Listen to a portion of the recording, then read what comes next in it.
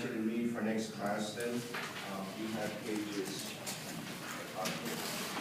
the big book of course, 244, 265, and we have pages 237, 243, and you also have a reading on the website which is called Butler.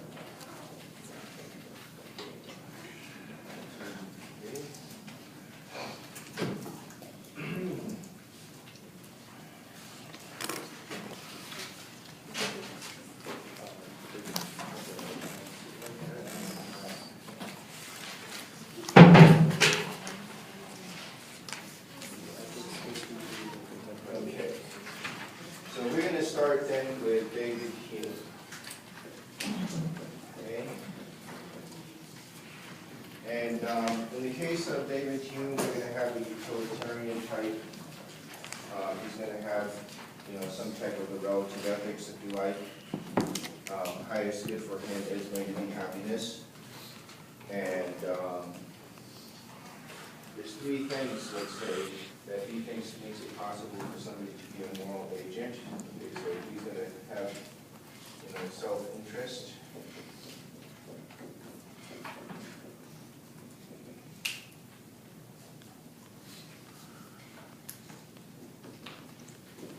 That'd be one.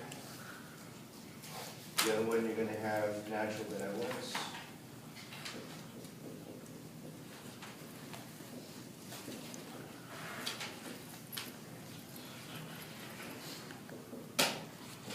Then you're going to have, I guess, the motivation to be moral, if you like.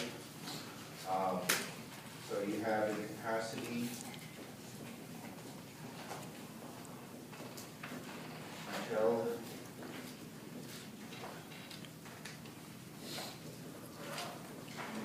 what is useful.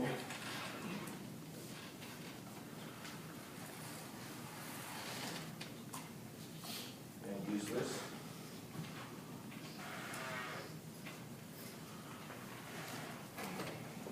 And emotional disposition to go through this.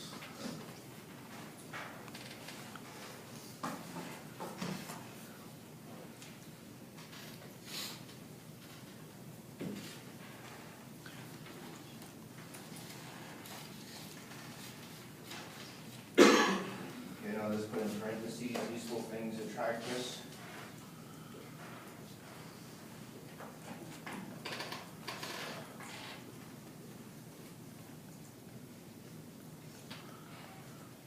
Useless things repel us.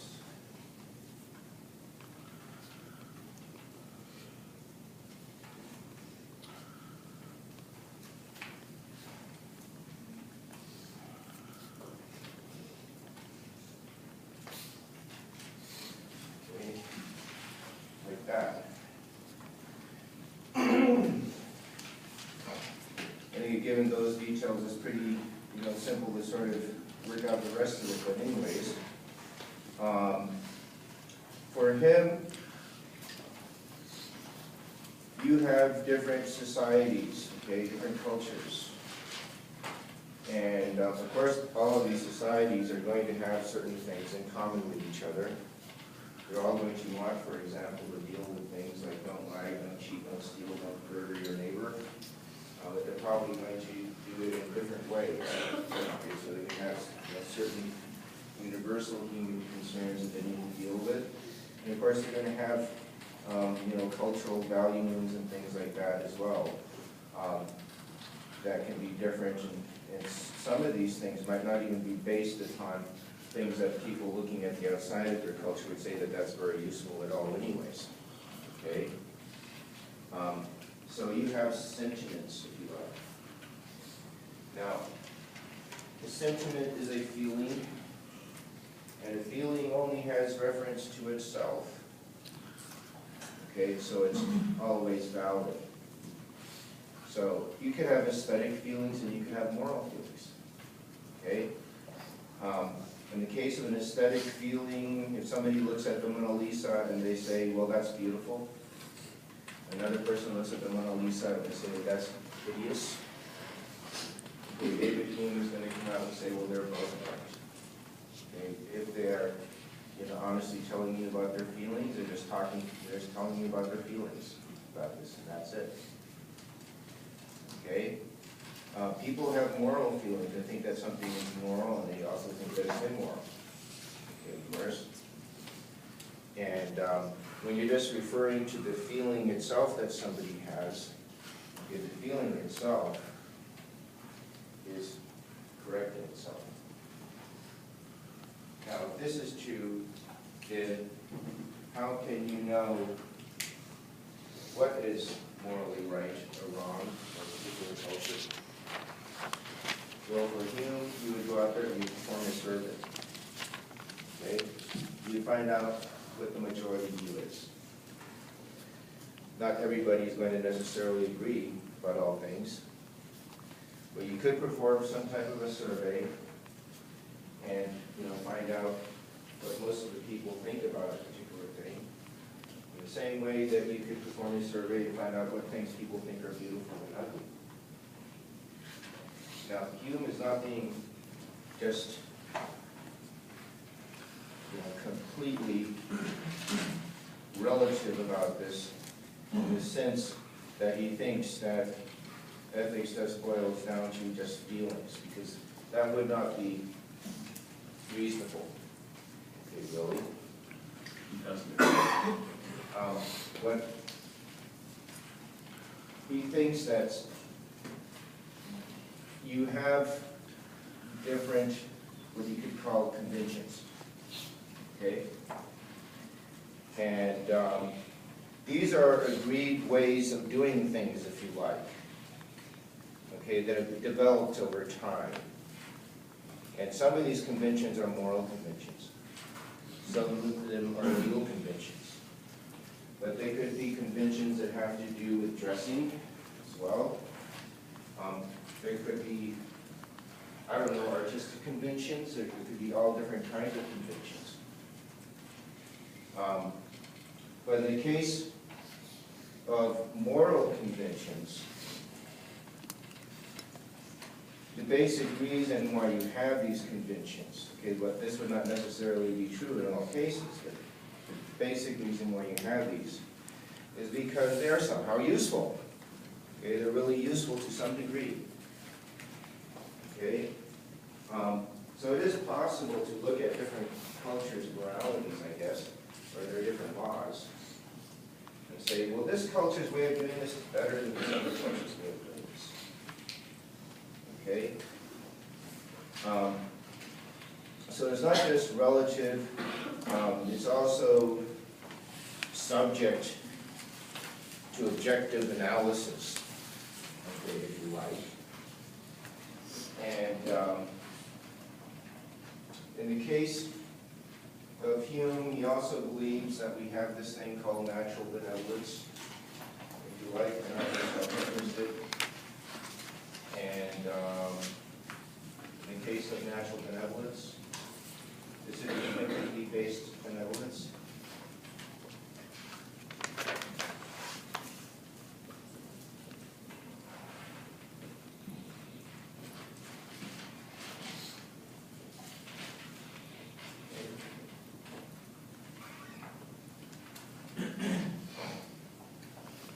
So in the case of, this kind of benevolence, it's not selfish benevolence. Of course, selfish benevolence is something that is certainly possible.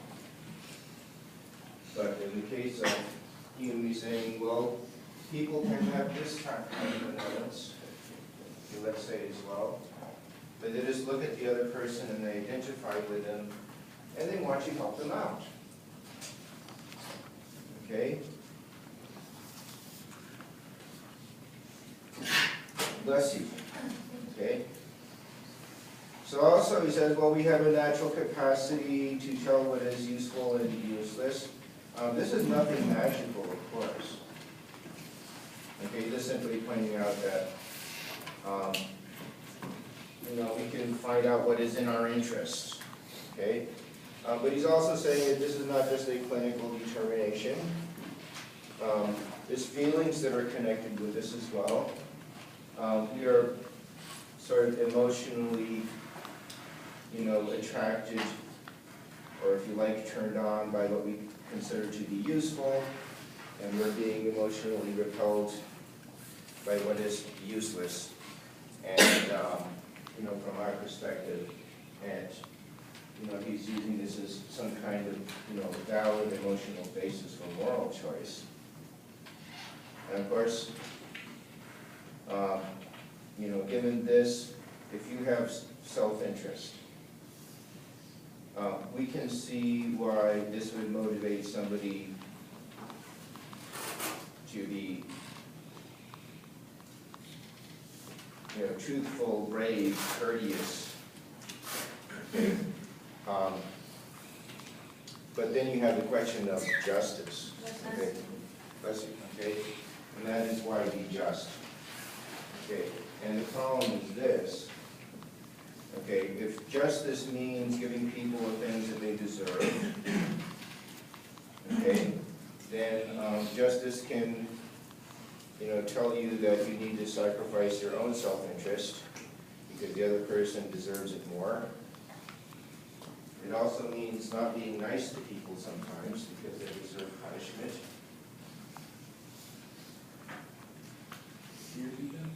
Okay? About justice, okay? Well, sometimes it means that you need to sacrifice your interest for others. Okay? Because they have a claim over something that you don't.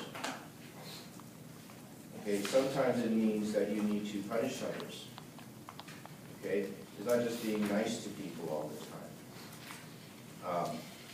Now, in the case of justice itself, Hume is really thinking of this more in the lines of the way that Epicurus would, Socrates would really.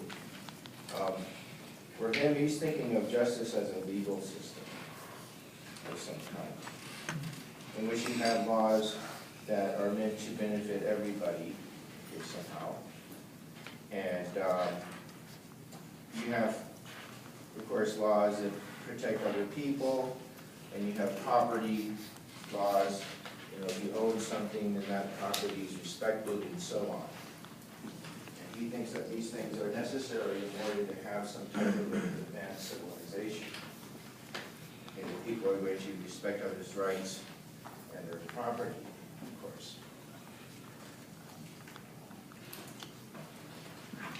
Now, if everyone benefits from, let's say, universal cooperation, this doesn't mean that a particular individual's cooperation is necessary to sustain society. Okay, so you have the problem of freeloading, let's say, for Hume. He's saying that cooperation is a nice thing, that we're all going to cooperate with each other. But what about those few people who decide not to cooperate? There's some people in the United States who have decided, for example, that they're not going to pay their taxes. If they're not paying their taxes, does this mean that the U.S. is going to be destroyed? Obviously not. Also, it seems like they can get away with this for quite some time if they don't attract attention to themselves. And of course you have, the government auditors, but there's only a few government auditors and they can't get through everybody. And they usually go after people who do attract attention to themselves and so on. I'm not recommending that you do this, of course. But anyways, if you stopped paying your taxes and they did not catch you, would you be better off or not? In some sense, what do you think?